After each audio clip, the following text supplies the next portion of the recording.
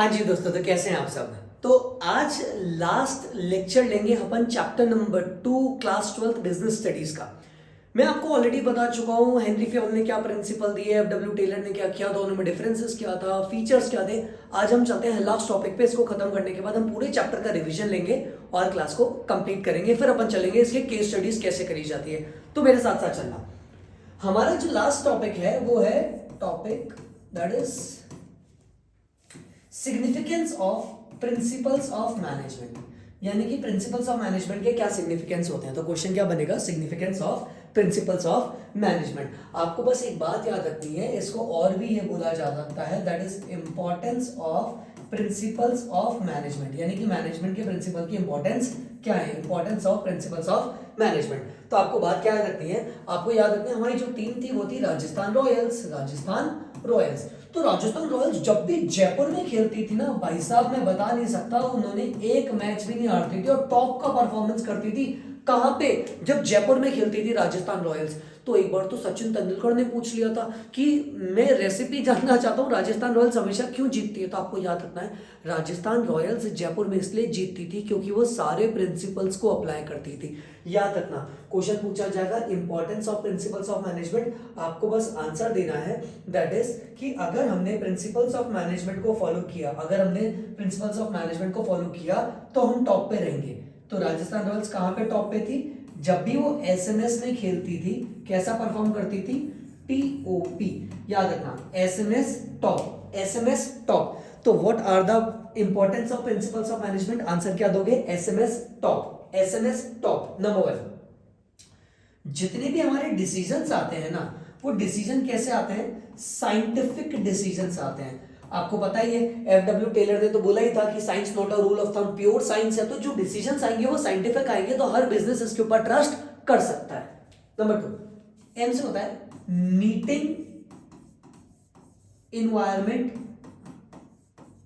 Changing requirement. अब मुझे इतनी सी बात बताओ, ये जो हमारा एनवायरनमेंट है वो डायनेमिक है या नहीं है, हाँ that is keep on changing. तो एनवायरनमेंट चेंज होता रहेगा तो बिजनेस को भी टाइम टू टाइम चेंज होना पड़ेगा। तो ये प्रिंसिपल्स ऑफ मैनेजमेंट हेल्प करते हैं एक बिजनेस को टाइमली चेंज करने में। बोलो बात समझ में आया, हाँ जी सर बात समझ में आया। तीसरा, सोशल रिस्पॉन्सिबिलिटी।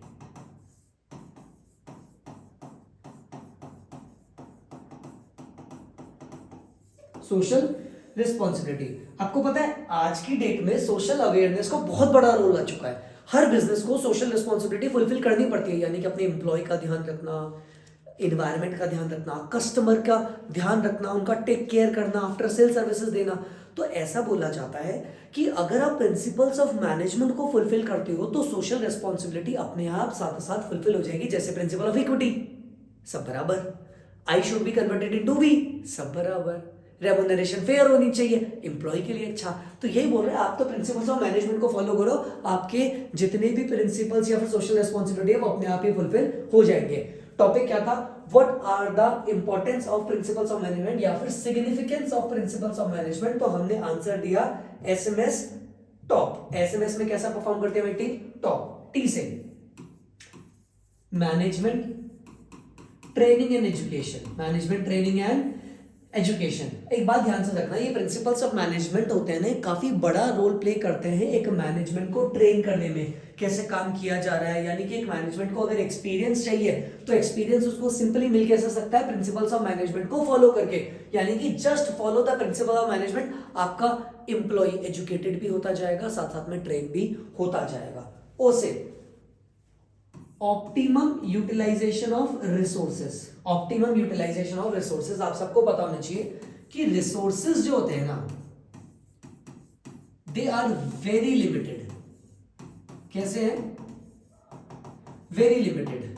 तो इनको अच्छे से यूटिलाइज करना बहुत जरूरी होता है। तो प्रिंसिपल्स ऑफ मैनेजमेंट हेल्प करते हैं एक ऑर्गेनाइजेशन को अपने रिसोर्सेस को अच्छे से यूटिलाइज करने में। बोलो बात समझ में आया। In the last topic that is P से मोस्ट इंपॉर्टेंट है ये, provide management insights into reality. Provide management insights into reality. क्या होता है मैनेजमेंट, यानी कि बिजनेस, काम किया,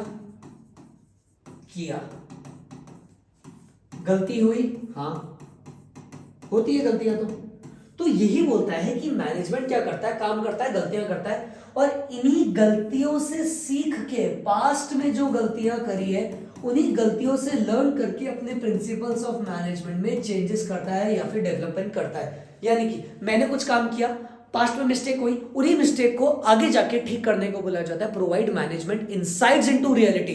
यानी कि जब वापस से वही चीज आई तो पुरानी वाली गलती दोबारा नहीं करता।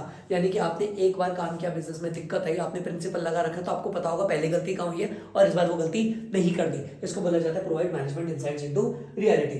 तो जल्दी से बताओ हमने कैसे याद किया? सर हमने याद किया राजस्थान रॉयल्स कैसा खेलती है, बहुत बढ़िया। कहां पे? एसएमएस में, एसएमएस TOP, एसएमएस टॉप। ऐसे scientific decision, management change requirement यानी कि meeting changing requirement, social responsibility, T से ट्रेनिंग, ओ से ऑप्टिमम यूटिलाइजेशन ऑफ रिसोर्स और पी से हो जाएगा हमारा provide management insights into reality. Provide management insights into reality. बोलो क्लियर है? यहां पे खत्म होता है आपका चैप्टर नंबर 2 और मैंने आपको सारा का सारा चैप्टर एक एक पॉइंट याद करवाया है। अब मैं आपको इसकी केस स्टडीज पे आगे ले जाऊंगा। उससे पहले मैं आपको पूरे के पूरे चैप्टर का एक बार रिविजन दे देता हूं, मोस्ट इंपॉर्टेंट। आप भी चाहो तो मेरे साथ साथ में बना सकते हो। देखो जल्दी से, अगर चैप्टर 2 की बात करें तो चैप्टर 2 के अंदर हमने क्या क्या पढ़ा? 4 कहानी, कहानी 1, कहानी 2, कहानी 3 और कहानी 4। 4 कहानियों में हमने काम खत्म किया। कहानी 1 जो हमने पढ़ी है वो किसकी थी? वो थी हेनरी फेयोल की। ये थी FW टेलर और ये थी Henri Fayol versus FW Taylor और अदर। ये 4 कहानियां हमने पढ़ी। सबसे पहली कहानी जो हम लोगों ने पढ़ी है वो पढ़ी है किसकी? वो हमने पढ़ी हेनरी फेयोल की। तो हेनरी फेयोल ने क्या दिया? 14 प्रिंसिपल्स। कैसे याद किए थे? कार में क्या क्या मिला? रोज, 2 CD, सैड और देसी। बोलो clear? Remuneration of employ, order, stability, equity, centralization, decentralization, command direction, scalar chain, authority, responsibility, division of work, discipline, esprit, de corps, subordination, initiative. ये कितने प्रिंसिपल थे? 14। किसने दिए? Henry Fayol. फिर चेंजेस कौन लाया? सर फिर जो चेंजेस लाए थे वो लाए थे FW टेलर। इन्होंने प्रिंसिपल्स भी दिए और टेक्निक भी दी। टेक्निक दी इन्होंने 4। पहली थी फंक्शनल फॉर्मेशन, दो पार्ट में डिवाइड थी, प्लानिंग और प्रोडक्शन। प्लानिंग में भी 4 और प्रोडक्शन में भी 4। प्लानिंग के 4 कौन कौन से थे? Instruction clerk, route clerk, time and cost clerk और डिसिप्लिनरी। और प्रोडक्शन के 4 थे speed boss, gang boss, repair boss और इंस्पेक्टर। फिर दूसरा था standardisation and simplification of work study, जिसमें 4 थे MMT फटीग स्टडी और डिफरेंशियल पीस वेज सिस्टम। ठीक है। फिर प्रिंसिपल भी इन्होंने 4 दिए थे, science not a rule of thumb, harmony not discarded, cooperation not individual, development of each and every person to their greater efficiency. फिर कहानी नंबर 3 में हमने पढ़ा था Henri Fayol versus FW Taylor, जहां पे मैंने आपको बताया था BF से पाप हो गया कि अपनी फीलिंग को एक्सप्रेस कर दिया। B से basis of formation, focus, perspective, accountability, applicability, personality और एक्सप्रेशन। यहाँ पे आपके खत्म हो गए थे। और कहानी नंबर 4 यानी कि चौथी कहानी के अंदर आप लोगों ने जो चीज पढ़ी थी वो क्या थी? कहानी नंबर 4 में आपने 2 चीज पढ़ी। पहले पढ़े इसके फीचर्स, तो GF को क्या दिया था? CPU, इफेक्टिव रिलेशनशिप के लिए, जिसके अंदर G से general guideline, flexibility, contingent, P से practice and experiment, universal applicability, cause and effect relationship. और आज हमने पढ़े इसके इंपॉर्टेंस। तो SMS में कैसा खेलती है राजस्थान? टॉप।